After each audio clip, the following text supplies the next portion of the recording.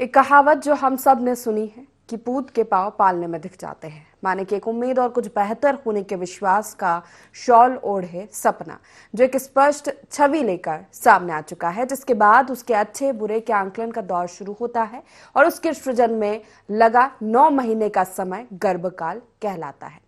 इसी तरह मध्य प्रदेश के मुखिया और महाकाल के उपासक डॉक्टर मोहन यादव को प्रदेश की बागडोर संभाले 9 महीने हो चुके हैं। यानी कि डॉक्टर मोहन सरकार के गर्भकाल के बाद प्रदेश ही नहीं बल्कि पूरे देश में उनकी योजनाओं और एक्शन को लेकर चर्चा हो रही है।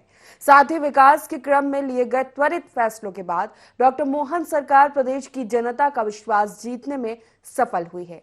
एक नजर में देखिए डॉक्टर मोहन सरकार का सृजन काल।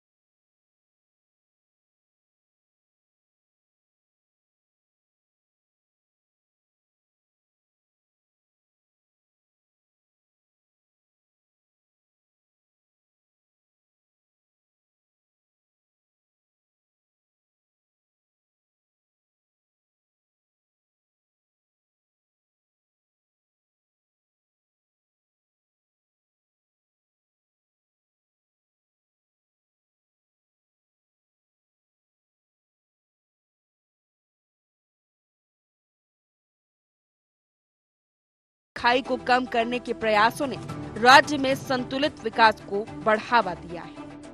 मध्य प्रदेश के मुख्यमंत्री डॉक्टर मोहन यादव ने अपने कार्यकाल के 9 माह पूरे कर लिए हैं।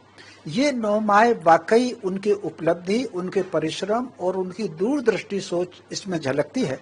उनका जो सबसे बड़ा निर्णय हुआ, वो सबसे बड़ा निर्णय था क्षेत्रीय आधार पर इन्वेस्टर्स मीट को आयोजित करना। जैसे मध्य प्रदेश की विविधता है और विविधता के अनुसार चाहे वो कृषि उत्पादन हो, वन उत्पादन हो या पर्वतीय जो खनिज संपदा हो, उस आधार पर ये जब अगर क्षेत्रीय फैक्ट्रियां लगेगी, इससे क्षेत्रीय स्तर पर रोजगार उत्पन्न होंगे, प्रदेश आत्मनिर्भर बनेगा। और दूसरा जो उन्होंने अपने पद संभालते ही कहा था कि पिछली एक भी योजनाएं बंद नहीं होंगी। मध्य प्रदेश के सांस्कृतिक गौरव की पुनर्प्रतिष्ठा के लिए जो उन्होंने कृष्ण पथ बनाया है, क्योंकि कृष्ण जी का जो व्यक्तित्व है वो व्यक्ति निर्माण के लिए, समाज निर्माण के लिए, पर्यावरण की सुरक्षा के लिए और पूरे राष्ट्र को एक सूत्र में बांधने के जो उनके कार्य हैं, मैं समझता हूँ ये कृष्ण पाथेय से वो सारे के सारे कार्य सामने आएंगे और समाज में एक आत्मनिर्भरता का भाव, एक स्वाभिमान बोध का भाव, मानसिक और शारीरिक रूप से सशक्त बनने का भाव, ये उससे जागेगा।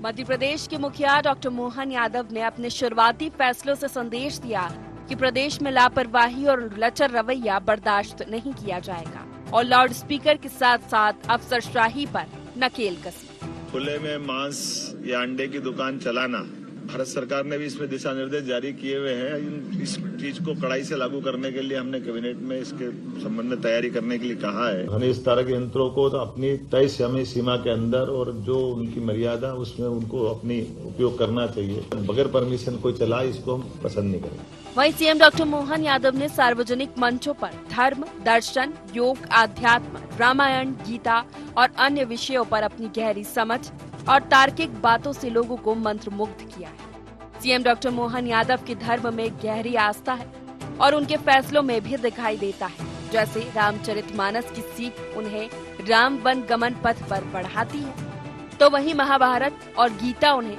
श्री कृष्ण पाथेय की प्रेरणा देती है। सरकार के द्वारा जहाँ जहाँ भगवान श्री कृष्ण के चरण पड़े हैं, ऐसे स्थान को तीर्थ बनाने के लिए सरकार ने संकल्प लिया है। वहीं टोल नाकों को समाप्त करने के फैसले को लेकर पूरे देश में डॉक्टर मोहन सरकार की जमकर तारीफ भी हुई। सबके भैया, प्रदेश के भैया, युवाओं के भैया, बहनों के भैया,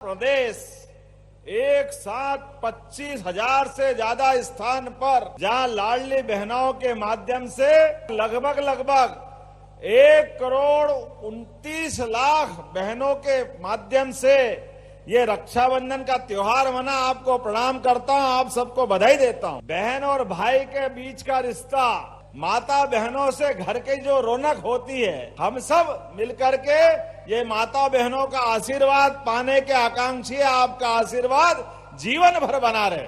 1,29,00,000 बहनों के खाते में 1,250 रुपए तो आपके गए ही खाते में लाडली बहनों के लिए, लेकिन आज 250 रुपए की राशि 1,897 करोड़, लगभग 2,000 करोड़ में थोड़ा ही कम पड़ रहा है। जोरदार ताली बजाओ, बहनों के खाते में सिंगल क्लिक से यहीं से गए। डॉक्टर मोहन सरकार प्रदेश में उद्यमियों और निवेशकों को आकर्षित करने के लिए लगातार प्रयास कर रही है। सरकार ने साल 2025 को निवेश वर्ष के तौर पर प्लान किया है।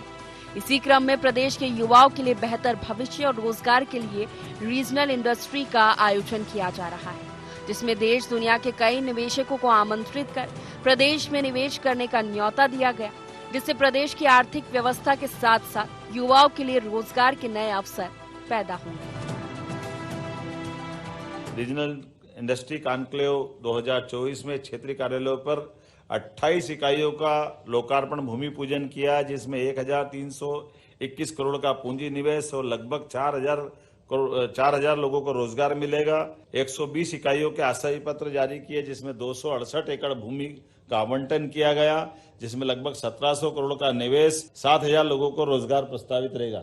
एमएसएमई की लगभग 19 इकाइयों के लोकार्पण भूमि पूजन का 265 करोड़ से अधिक का निवेश भी किया, जिसमें लगभग 1,000 से अधिक लोगों को रोजगार मिलेगा।